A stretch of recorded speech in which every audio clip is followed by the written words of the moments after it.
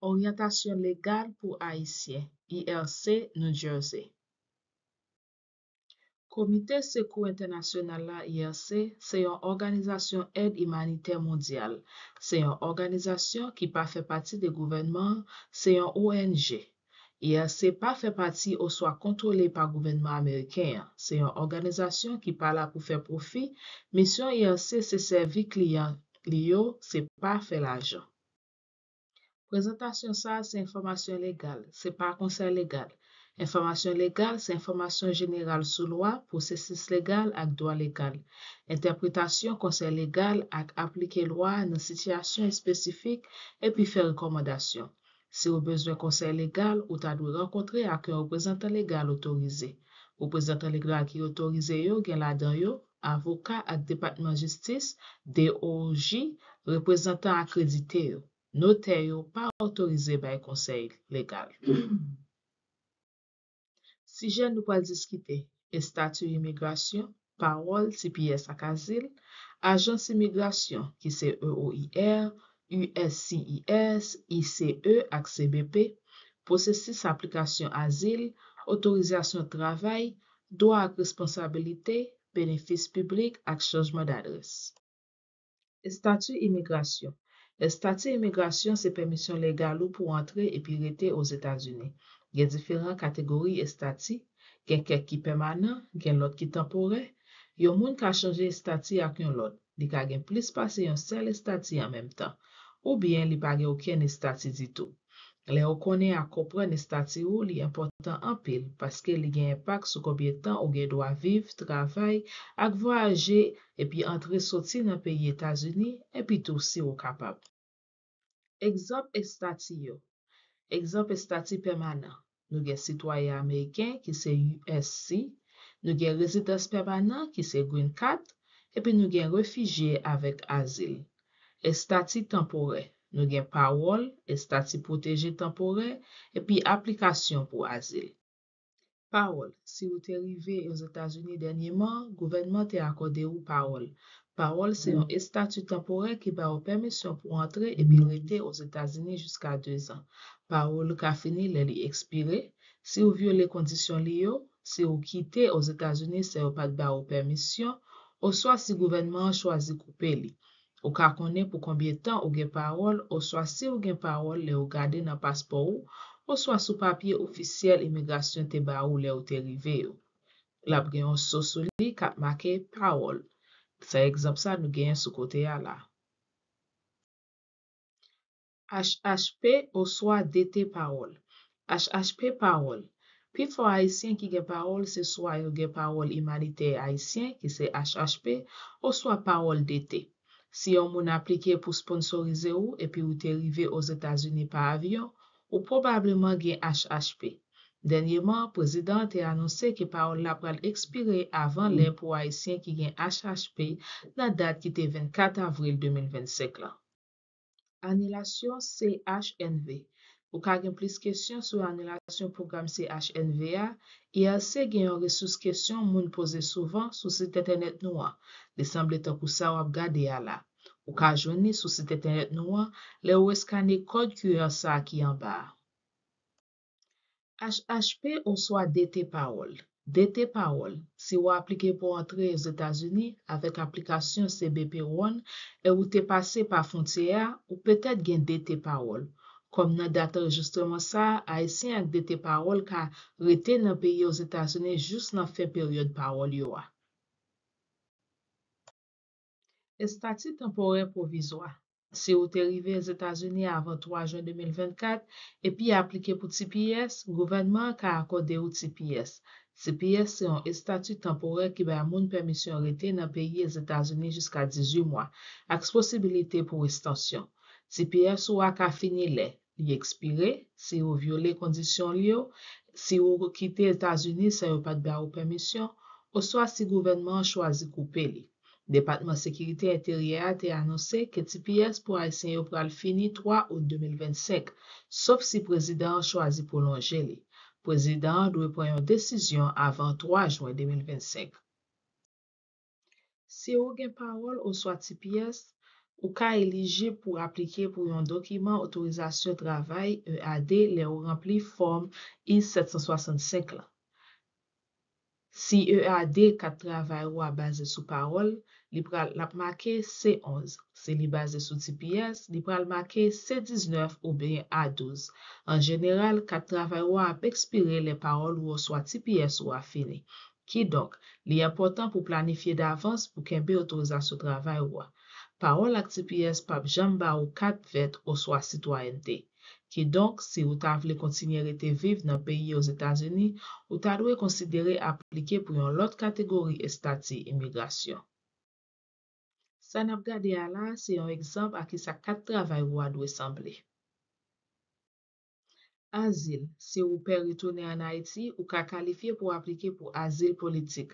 Azil, c'est un estati immigration permanent qui ka mene dans yon cadre vet ak citoyenneté américain, contrairement ak parole ou bien TPS. Si ou appliqué pour asile, ou gen permission pour rete États-Unis jusqu'à ce que autorité immigration yo décide sou ka ou la. Si officiel immigration yo prend plus que passe 150 jours pour décider ka ou la, ou ka éligible pour appliquer pour un cadre de travail qui basé sur application asile en attente ou a. Éligibilité pour asile.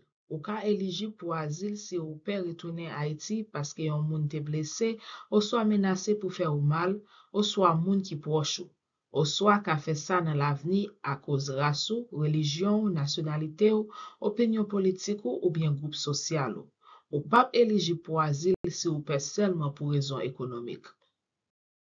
Éligibilité pour asile.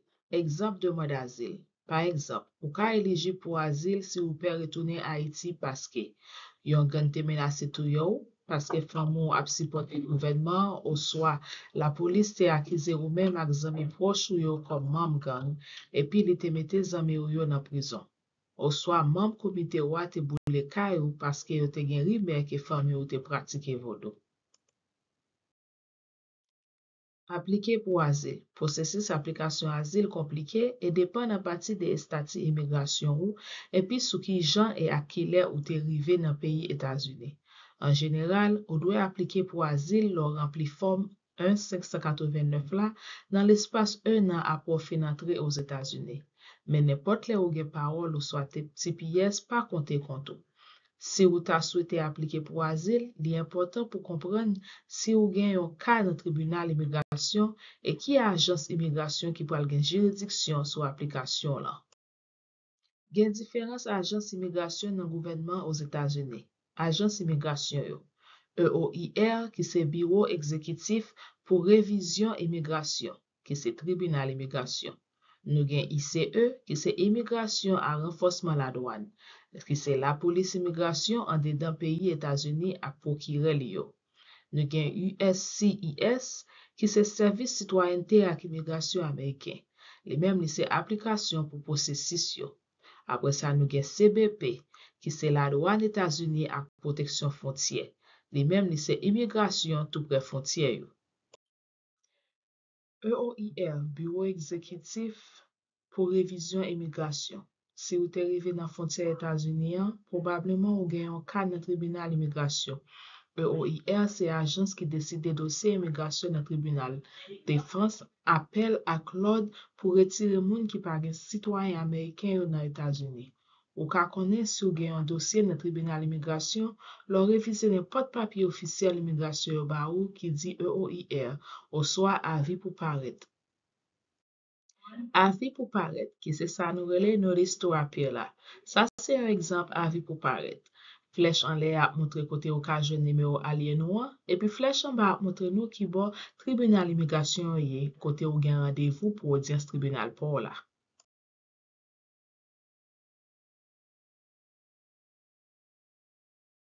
Statut dossier tribunal. Si vous besoin connaître prochaine date tribunal ou après les lignes directes EOIR qui c'est 800 898 71 80 ou bien ou checker système sur internet là dans acis.eoir.justice.gov ou de connaître numéro alien qui c'est un number là pour checker situation dossier là. Numéro aliénois, qui c'est un number là, c'est un numéro 8 ou soit 9 chiffres yo joignent sous chaque papier officiel immigration américain yo ba ou ak EA2, qui c'est 4 travail ou. Mais quelques exemples de documents qui gagnent numéro aliénois en bas là. Relais ligne directe EOIR.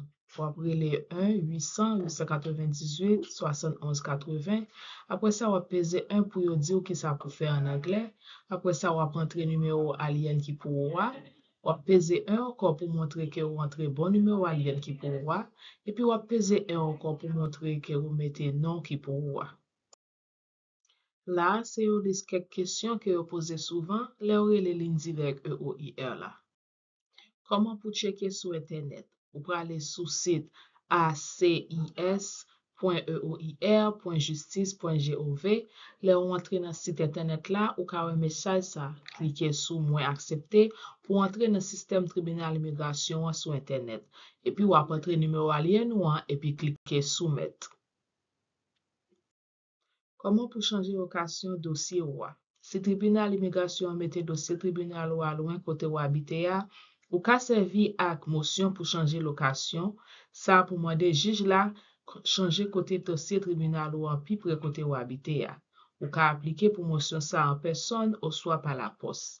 L'important pour connaître que les ou appliquer pour motion ça, il va retarder dossier là et puis il ka gen impact sur éligibilité pour ka travail ou. Travail ak yon avocat immigration qualifié qui ka expliquer et faire changement sous dossier là parce que c'est une demande légale formelle à tribunal là et li ka bay gros problème sous dossier là. Appliquer pour asile avec EOIR. Si vous avez les lignes directes EOIR là, ou soit checker système nan sur internet et puis ou une date pour tribunal, voyez une copie application asile ou by tribunal immigration qui gen dossier là et puis une copie by pour sécurité. Appliquer pour asile ak tribunal là capable compliqué. Les pi bon les au travail avec un avocat immigration qui qualifié, qui connaît qui j'en pour remplir application. Si vous dans pays États-Unis, probablement ou gen au moins une application avec USCIS. USCIS, c'est une agence qui décide certaines applications immigration que le tribunal n'a pas besoin de décider. En général, ou ka refuser n'importe papier immigration officiel voye ba ou qui dit USCIS.